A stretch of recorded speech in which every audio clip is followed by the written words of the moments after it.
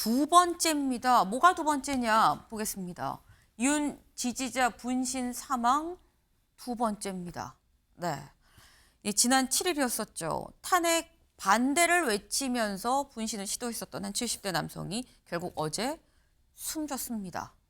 근데 지금 두 번째다라고 얘기가 나오죠. 첫 번째는 지난 1월에 있었죠. 지난 1월 과천 공수처 인근에서 마찬가지로 윤 대통령을 지지하면서 공수처의 수사가 불법이다라고 얘기를 하면서 분신을 시도했었던 분 닷새 뒤에 결국 사망했다라는 겁니다. 벌써 2명째 윤 대통령의 어떤 지지자의 분신 사망이 두 번째다라는 거. 근데 윤 대통령의 지지자만 숨졌느냐라는 거죠. 광주에서는 또 이번엔 탄핵 파면을 지지하는 인용돼야 된다라고 얘기를 하는 이 시위자가 숨지는 일이 있었습니다. 그 당시에 그래서 이재명 대표가 또 광주에 가서 당시 또 빈소를 갔었던 일이 있었는데 이런 걸 보면 김기영 대변인님 벌써 최소 3명이 탄핵 관련해서 결과가 나오지도 않은 상태에서 이미 돌아가신 거거든요. 네. 어떻게 보십니까? 이게 참 죄송스러운 일입니다. 어떻게 네. 보면 정치라는 것들이 국회 내에서 국회 담장 밖을 넘어서 굳이 국민들이 걱정을 끼치지 않은 상태에서 돼야 되는데 사실 탄핵이라는 게 그렇습니다. 원래 정상적으로 본다면 선거를 통해서 2027년 대선을 통해서 이른바 리더십이 바뀌는 게 맞는데 그게 아니라 탄핵이란 과정을 통해서 정치 세력의 어떤 재편을 하고자 하는 8년 전에 어떤 기억이 있고 이번에도 그런 움직임이 있다 보니까 그거에 대해서 사실상 정치가 굉장히 사나워지는 그런 상황이 있습니다. 그러다 보니까 거리로 광장으로 나가서 탄핵에 대해서는 찬성하거나 반대하는 그런 분들이 있습니다.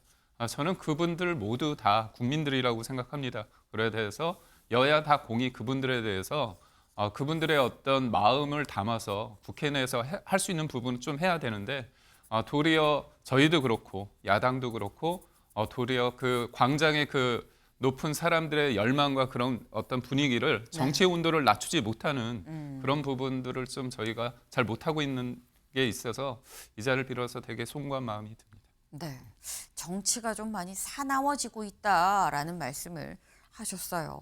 근데 이걸 사납다는 표현이 맞는 걸까라는 생각도 혹은 더한 표현을 사실 써야 되는 거 아닐까라는 생각도 드는 게 다음 기사를 좀 같이 볼까요? 윤 지지자 방탄복 방독면 중무장 경찰은 기동대 60% 배치. 네. 지금 이 윤 대통령의 탄핵 선고일 아직 나오지 않았습니다. 그런데 탄핵 선고일이 지정이 되면 그날 방탄복에 방독면으로 중무장해야 돼요라는 얘기들이 온라인 커뮤니티상에서 상당히 올라오고 있다라는 거죠. 같이 좀 볼까요? 네. 선거 당일에 필요한 필수품 요거예요. 준비하세요라는 이런 글들이 올라오고 있다라는 겁니다. 머리 보호할 헬멧, 그리고 신체 보호할 전술 조끼와 방탄 패드, 부상 방지할 무릎 보호대 등등 캡사이신 사용 대비 방독면. 네. 왜? 저들의 공격에 대비해야 하니까라는 거예요. 물론 이게 공격을 한다기보다는 어떤 방어 수단들로 지금 보인다. 헬멧에, 방탄 패드에, 방독면에 이런 것들이 다 뭔가 이게 공격보다는 방어를 하자라는 내용들인 것 같긴 한데 이런 내용들이 나온다는 건 김진욱 대변인님 결국 공격이 있을 거야라는 생각이 있기 때문에 또 이런 방어를 해야 된다라는 글들이 또 올라오는 거거든요. 여기서 저들은 누굽니까? 이 국민들 안에서 나라가 반토막이 났다라고 생각할 수밖에 없습니다. 정말 너무나 안타까운 일들이다. 사실상 심리적 내전 상태가 이젠 물리적 내전 상태로 돌입하는 게 아니냐 이런 걱정을 안 할 수가 없는 지경에 이른 것 참으로 안타까웠다는 생각이 들고요. 지금 안타까운 소식들이 계속 들려오고 있기 때문에 이런 소식을 빨리 정리하려면 결국 방법은 하나밖에 없다라는 생각이 듭니다. 헌법재판소가 빠르게 결론을 내주는 겁니다. 지금 언제까지 이 국민들을 양극단에서 탄핵에 찬성하는 쪽과 반대하는 쪽이 이렇게 계속 대립하는 이런 관계들을 이어가야 되는지 정말 저는 좀 모르겠다는 생각이 들고요. 이런 상황들을 빠르게 헌정 질서를 빠르게 회복시켜 주는 것, 그리고 이게 헌법재판소의 역할 아닙니까? 헌법재판소가 지금 이 국민들이 그 거리에서 이 많은 에너지가 서로가 서로에게 공동적으로 이게 향하고 있는 이런 것들을 순화시켜주고 무디게 해주는 그런 역할을 해야 되는데 그런 부분들이 안 된다는 것이 너무 안타깝다는 생각이 들고요. 지금 민생 경제 완전히 나라고 무너져 있습니다. 올해 경제 성장률 1%대로 주저앉아 있고 또 그 두텁고 굳건하다고 하던 한미 동맹에 경고음이 울리고 있는 여러 가지로 정말 어려운 상황인데 이 부분 빨리 수습할 수 있는 길, 그것은 헌법재판소가 빠르게 결론을 내주시는 것이다 이런 생각이 듭니다.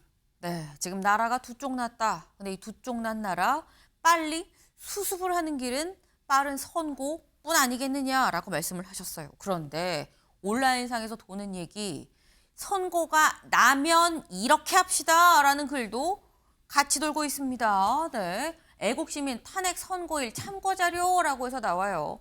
뭐라고 나오냐? 지금 여기를 보면 일단 집에서 TV로 시청을 하다가 인용이 되면 국회로 출발하세요. 2안, 두 번째 안. 헌재에서 집으로 가서 재정비를 하고 다음 날 국회를 무한 포위해야 됩니다. 이게 어디서 나온 얘기냐? 여기 좀 보겠습니다. 여러 가지 시나리오별로 이게 나와 있는 거예요. 첫 번째, 기각 또는 각하일 때. 두 번째, 인용이 됐을 때. 세 번째, 그 외에 다음 날 어떻게 할지. 여기에서 지금 나온 얘기들이라는 거죠. 이게 김기영 대변인님. 일단 이 질문부터 좀 드릴게요. 인용이 되면 왜 국회로 가는 겁니까? 우선적으로 이제 헌재에서 결정이 다 됐기 때문에 네. 그 다음부터는 이제 국회에 대해서 본인들의 어떤 절절한 목소리를 전달하고 싶어서 그런 거겠죠. 그래서 저는 그렇게 생각하는데 네. 저기 인용시에 보면 네. 무한 포위라는 얘기가 있고 3안 보면 평화적 포위가 있고 네. 또 중국 대사관 평화적 포위가 있습니다. 네. 제가 말씀드리고 싶은 거는 여기에서 말씀드린 포위라는 그 말이 네. 가지는 어떤 느낌이 있죠. 뭔가 이렇게 에워싸고 뭔가 압박을 한다는 느낌이 있지만 결국 네. 그 앞에서 집회를 하겠다는 거잖아요. 근데 저는 더 도리어 이제 방점을 두는 게 평화적이란 말입니다. 저기에서. 그렇기 때문에 이게 어떤 물리적 충돌을 통해 가지고 뭔가 우리의 의견을 관철시키겠다. 그런 어떤 폭력을 유발하고자 하는 어떤 시나리오는 저는 아니라고 보고 있고요.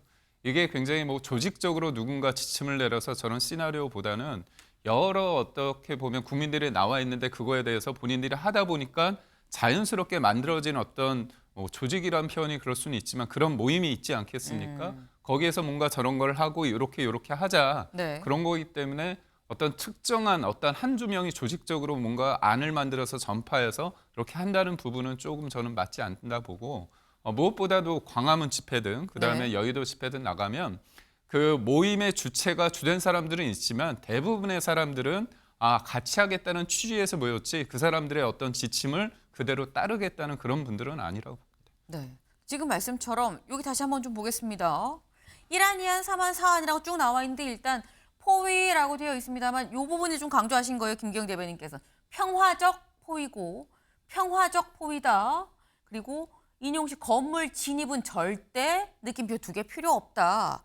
평화적으로 우리 뜻이 뭔지를 전달하기 위해서 모인다고 한다면 뭐 그거는 존중해 줄 필요가 있는 거 아니겠느냐라는 말씀인 건데 중요한 건 평화적이 만약에 실제로 뭐 이 행동을 옮긴다고 하면 유지가 되는 게 굉장히 좀 중요해 보인다라는 생각을 같이 해봅니다. 생각은 다를 수 있지만 그게 물리적 폭력으로 이어지는 건 완전히 다른 얘기인 거죠. 네. 네, 저희가 오늘 준비한 소식은 여기까지입니다만 한 가지 저희가 좀 전해드릴 얘기가 있습니다. 어제 저희가 전해드린 내용 중에 동아일보 24면을 저희가 보여드리면서 말씀드렸던 게 이재용 삼성전자 회장의 장남이 지금 해병대에 입소를 했다, 훈련받고 있다라는 말씀을 전해드렸었는데 삼성 쪽에서 사실이 아니다라는 입장을 내놨습니다. 네, 아마도 동명이인에 따른 어떤 해프닝이 아닌가라는 생각이 듭니다만 비록 저희가 인용해서 해당 이 기사를 보고 인용해서 말씀을 드렸긴 합니다만 저희도 다시 한번 더 앞으로 좀 차곡차곡 좀 체크를 해가면서 이 팩트체크에 좀 더 신경 쓰는 아침의 매일경제가 되겠다라는 사과와 정정 말씀 좀 같이 좀 드립니다. 네. 저희가 준비한 소식 오늘 여기까지입니다. 오늘도 좋은 하루 보내세요.